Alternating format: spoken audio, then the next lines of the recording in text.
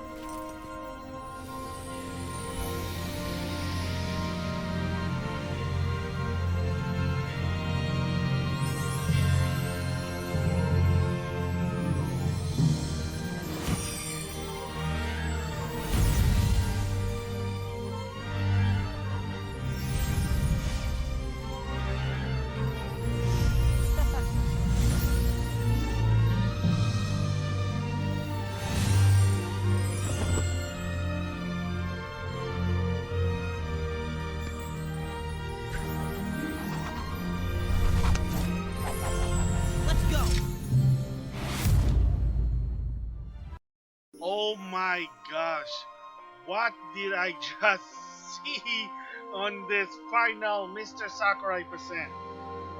Wow, I'm surprised. This actually woke me up. I mean, in the beginning, I was just half asleep because I wake up early. I mean, I'm an early bird, but lately, well, because of the situation. But when I saw the reveal, I'm like, oh my gosh, what the heck happened here? Once again, Sakurai did the impossible, and I'm going to explain what. So, if you saw the trailer, and if you watched this video before this main part, then you see the reveal trailer of Sora from Kingdom Hearts. So I'm like, wow, finally. So there's a lot of things about this trailer, like it's a lot of story behind it.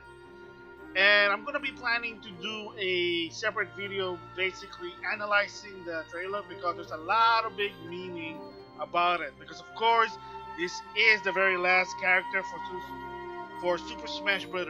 Ultimate. And the last time this game is gonna be updated, Sakurai even said it's done. Of course, one of his posts is that after he was done doing Super Smash Bros. Ultimate, he was playing with his PlayStation 5. So you kind of see where his mindset is. So Oh my god.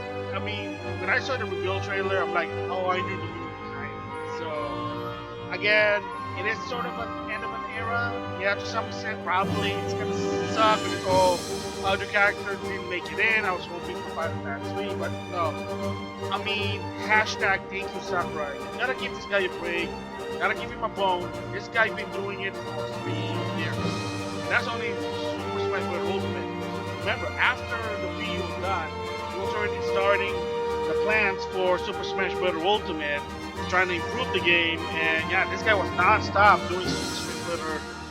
Franchise. So, I mean, gotta give this guy a break. So, yes, hashtag ThankYouSakurai. So, before I give my thoughts on the whole presentation for this one, about Sora, but oh my gosh, it's just, it makes sense. It really makes sense. I'm gonna explain that later in this video. Before that, they showed the Mii costume showcase for Wave 11, and yeah, it's really underwhelming. But at the same time, I kinda get why.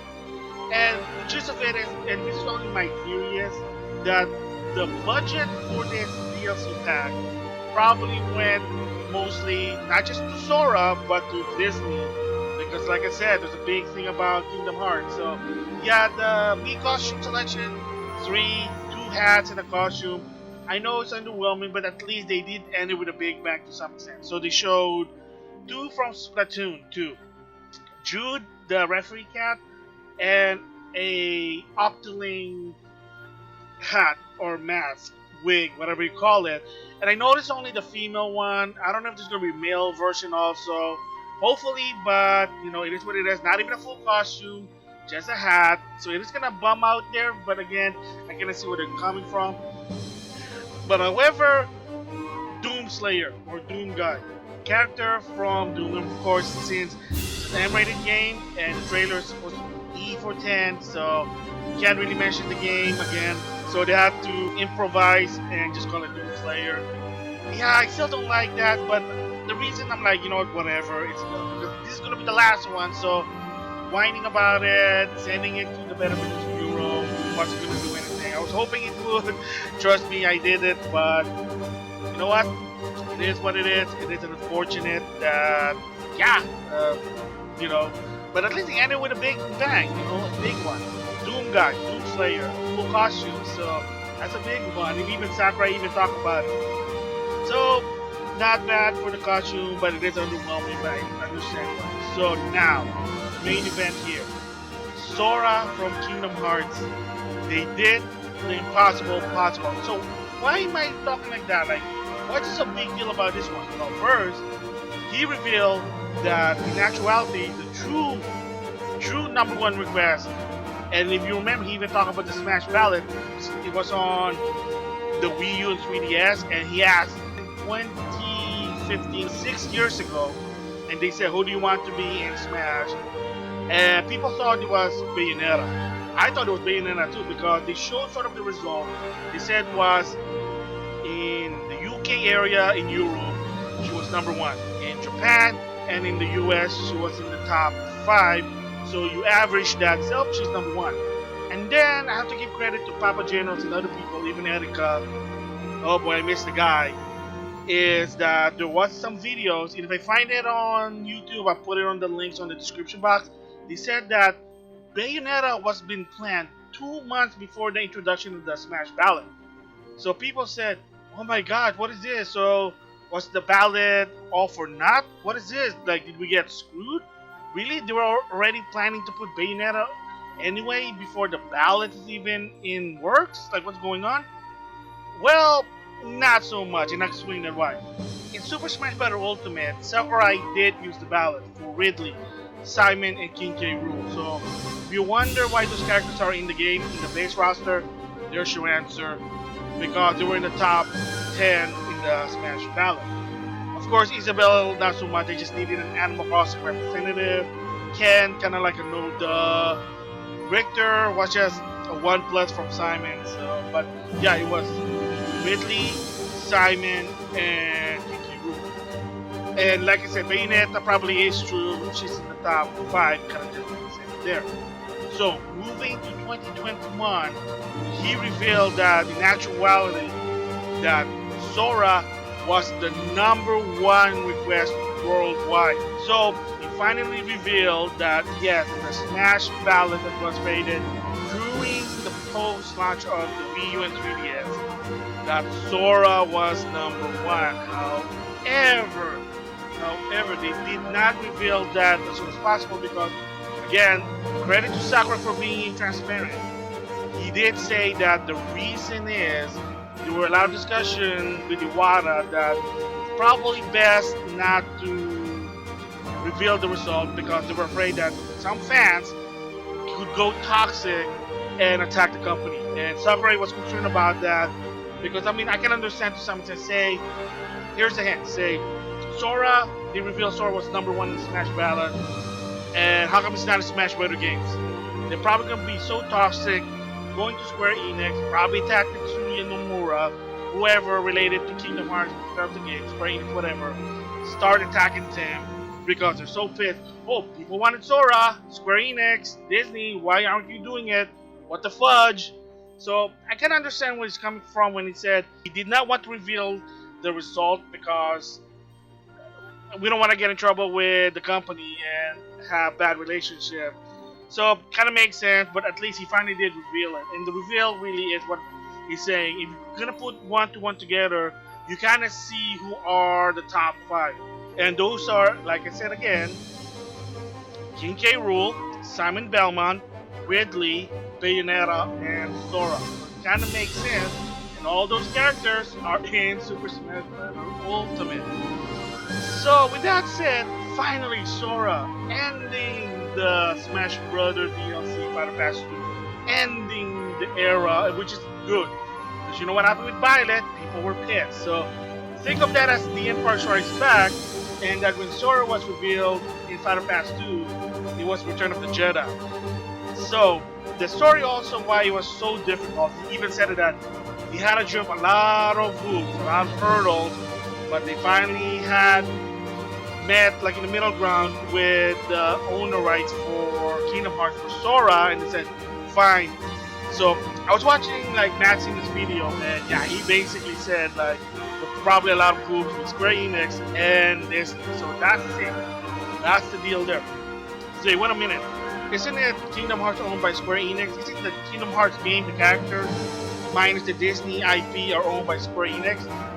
Some people might think that, but from what I understand, some people said 90% is owned by Disney. To some extent, even said it is 100% owned by Disney. The Kingdom Hearts characters, and of course, no done Disney. And the game itself is co-published from Square Enix and Disney game, from what I understand. So that it's a little bit iffy, but if you read the wiki, they're probably going to explain more. But that's what I understand, that 90% to 100%, it is owned by Disney. And there was some story in the past that they did try to put Sora in Smash before, but Disney was interfering, said, nope, cannot do.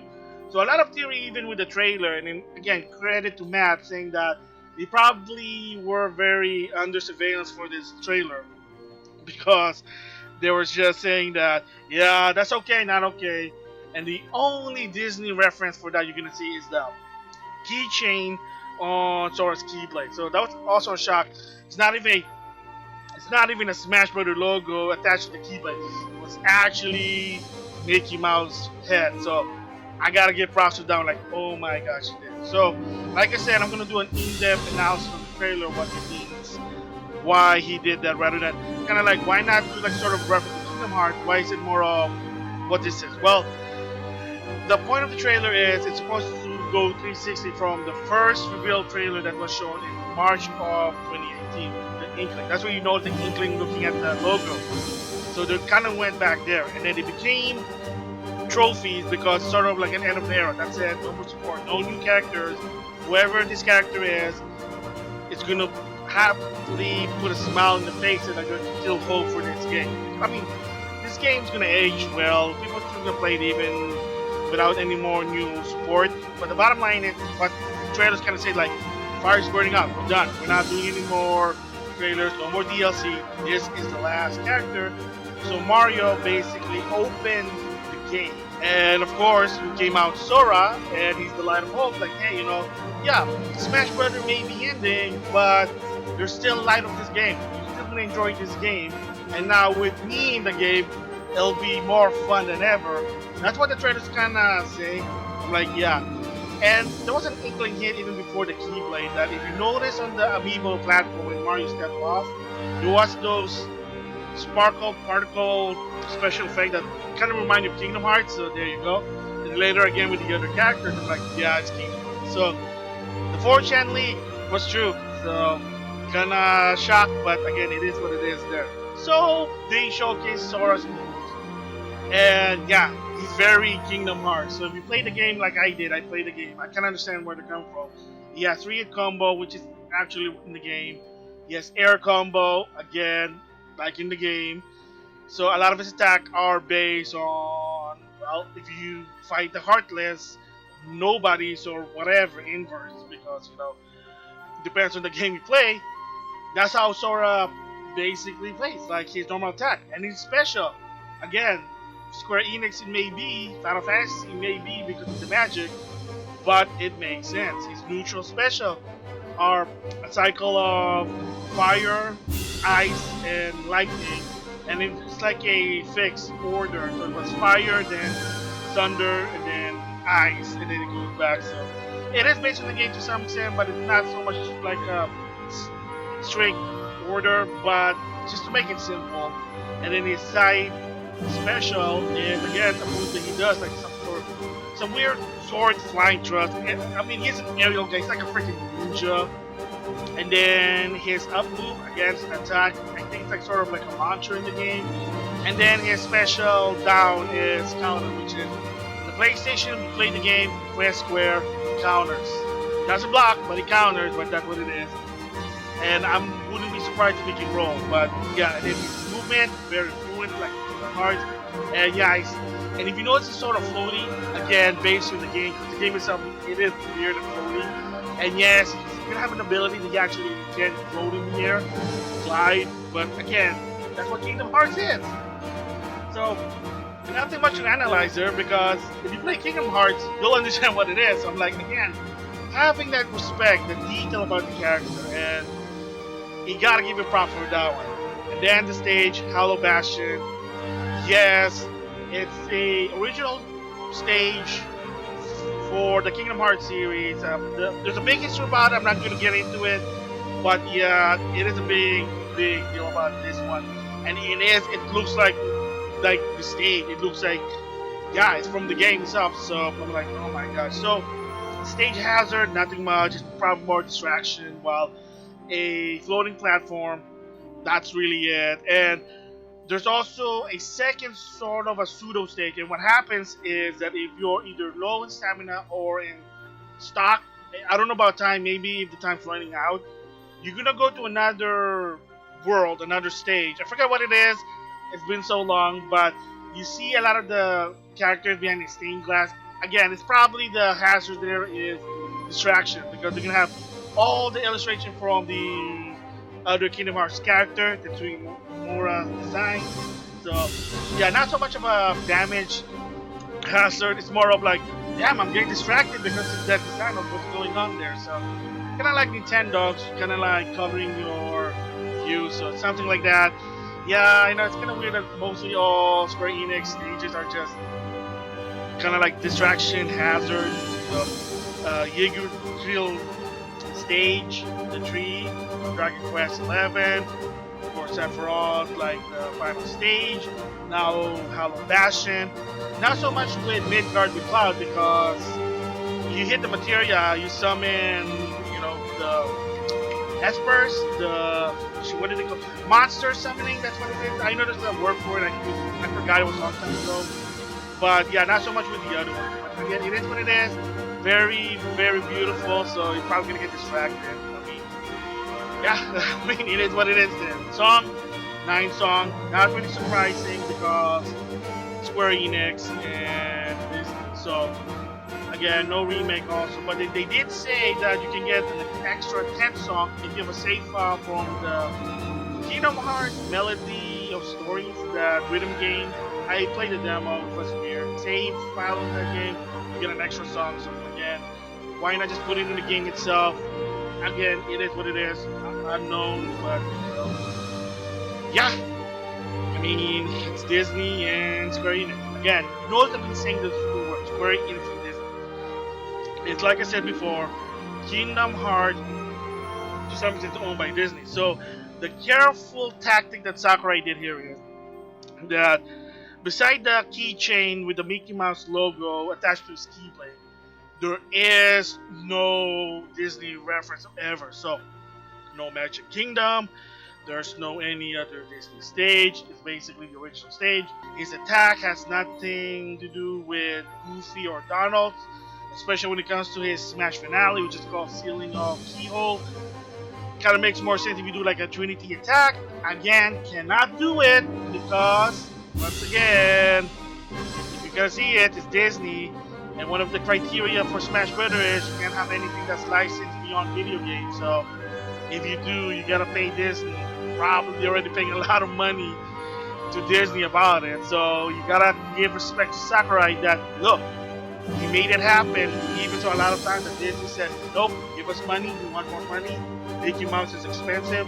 Kingdom Hearts is Disney. So again, who knows? But oh man. So yeah, so if you notice a lot of the song, a lot of his attack, a lot of the reference, no Disney reference, just Kingdom Hearts there. Heck, even the spirit kind of makes sense, but there's already a lot of original characters, so yeah, that makes sense. And to compensate, his own fighter spirit is 4 version of Sora. So again, from Kingdom Hearts 1, 2, Dream Drop Distance, and 3. And surprisingly, the costume. So the first 4 was based on, like I said, Kingdom Hearts 1, 2, Dream Drop Distance, and 3. And then the last 3 are regular form from Kingdom Hearts 2 and 3. But the number 8 costume is a surprise one. It's Sora based on Timeless, which is a stage in Kingdom Hearts 2 when you go back in time, and technically you go through the stage of Steamboat Really. I don't know how they even did that. So not only have one reference from Disney, you got 2. That's 2. I mean, granted, it's not like Disney reference, but to some extent, again, that's sort of a Disney thing there. So that's crazy. And if you saw the trailer in the end, the copyright, the name Disney's in it. So that's how crazy this one is. So once again, Sakurai opened the Pandora box. Like, oh my gosh, this is insane. Like, what he's doing, he's opening Pandora's box. So, well, I don't know what's gonna happen next now. But before I continue with that one, he also mentioned about Amiibo. So, yes, it's been announced now that in 2022, Fighter Pass 2 Amiibos are going to be released. So, in 2022, I think they said early 2022, I could be wrong. It's Min, and then in spring of 2022 is Steve and Alex. Yeah, so there will be an Alex Minecraft Amiibo. And then he also showed the future ones: Sephiroth, Pyra, Mithra. Yes, there will be a Mithra Amiibo and Kazuya. So yeah, and all of this is going to be in 2022. So I kind of see why, because of the pandemic situation. That's why. Kind of said with Zelda and Lawful was kind of hard in the beginning. However, in the long run, yeah, it is easy to, you know, just add them. So kind of rectify it. But I think they're just saying, okay, we got to produce more before releasing it. So like my kid, they probably were planning to release it in 2021 at one point, but they said, no, let's just push it back. Again, makes sense there. So yeah, in 2022, once again with Sora also. Probably that one's going to be 2023, I'm just guessing. And with Sora being released in Amiibo, it's done. The Smash Bros. Amiibo wave is done there. So the future of this game. Like I said, is there going to be more updates for this game? No. Sakurai said it's done. He said it's moving on. But can this game still be updated and be supported in the long run?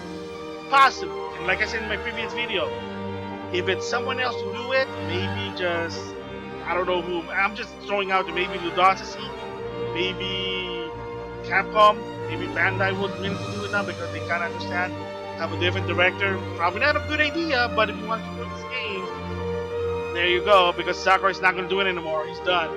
He's done his deed. He's done his favor. He completed what he's supposed to do for his mission. So, like I said, someone else probably have to take over, and probably not so much with characters. Maybe just, well, maybe Echo Fighter, but again, that's pushing it. Maybe returning stages like Pokemon Float, Super Mario Brothers, Venom 64, like that. But there are more stages that wasn't in the game. Maybe it would be nice to be in the game, but again, just saying there. Echo Fighters again, maybe, but I don't think they're gonna be like designing characters, probably stages, then mastered. Yeah, then say, well, what if they do another Smash Brother for the next system, or maybe the Switch Pro, whatever. My take is gonna be they're probably not gonna do a new Smash Brother for a long time because it's the definite one. Maybe for the next one they can like retrofit, roll back, but probably not either. But I'm probably gonna say the next one's probably gonna be called. This is my guess if they're gonna do this, but again I doubt it. They're not. Most of the people probably don't want to deal with this anymore, even though it's fun. But you know, sometimes doing it for a long time, you get tired and you want to do something else. And what I'm trying to say is, the next thing probably gonna be called Super Smash Bros. Ultimate Deluxe. Like the word deluxe is gonna be in it. That's it. Oh boy. So with that conclusion, good presentation. I think one of the best one. And I'm just gonna borrow Matt Singer from Yotobi Games. He's here because I did watch him. I did watch his like Twitch feed streaming about it. That if I'm gonna put this everything info about Sora's reveal, I'm gonna put it on the Master Street Fighter rank on the tier list. Sorry, Matt, just make a reference to you, so you're nice, you're cool. But yeah, but the trailer itself, even so it's not a Kingdom Hearts reference, it's more of a Smash Brother reference that, yeah, the game's ending, but at the same time, there's still more hope for this game. That, hey, with Sora, the game's gonna be much better than before, my opinion about it there. So yeah, it's a good move because, like I said, first of all, people might say, oh my gosh, another sword fighter. Granted, Keyblade is a sword. However, this particular character, and I said about the Smash Ballot that he was the true number one, not Bayonetta. This character being requested time and time and time and time and time and time and time again for to be in Smash Brothers. Since a lot of people said since Melee, which maybe even Brawl, but yeah, I mean Sakurai probably wanted to put this guy in, even so with the ballot, but of course Disney Square, you're not dealing with one company but two, this character, so again, so it ended with a big bang, ended with a good character that the most requested, so you can't really complain about it, because people, yeah, there were several fans, but Sora was number one. Like, he was the number one.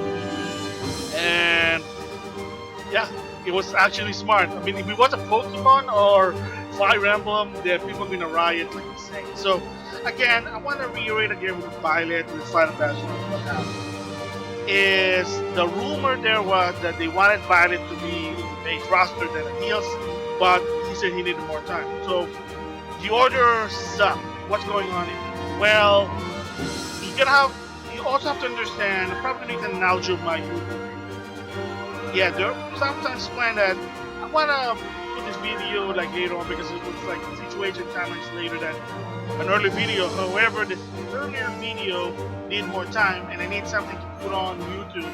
So, this one is already done, might as well just put it on. Something like that, if you understand. So in the case with Sakurai probably developing the characters, that I'm gonna assume that Byleth wasn't done yet, but they need to release this DLC. Can't wait. Like, oh, we have to finish Byleth first before we can put I'm gonna go with Terry.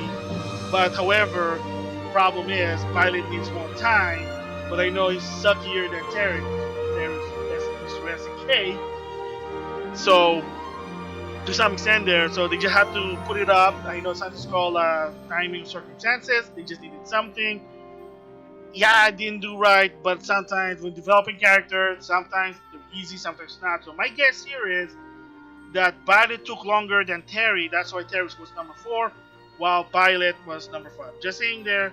So yeah, that was bad. The Fire Emblem factor was there. People hating in Sakurai.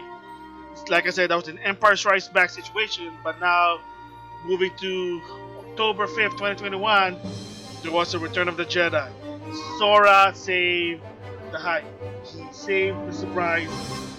I bet not a lot of people are going to be mad. I mean, there are probably some, but chances are the whole Smash community, the whole people who like this game are happy. Heck, some of them were even crying because they were so happy that they finally able to do it. Because, like I said, Sora was the biggest hurdle, and even Sakurai said it. It was the biggest hurdle, and they managed to do it.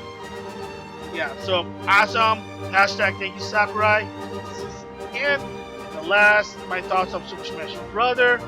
Yes, like I said, teaser, there will be a analyzed real trailer for this one. Can explain more what the meaning behind why there's no Kingdom Hearts reference or Disney, but more of a Smash Brother reference. So with that, I'll see you guys later.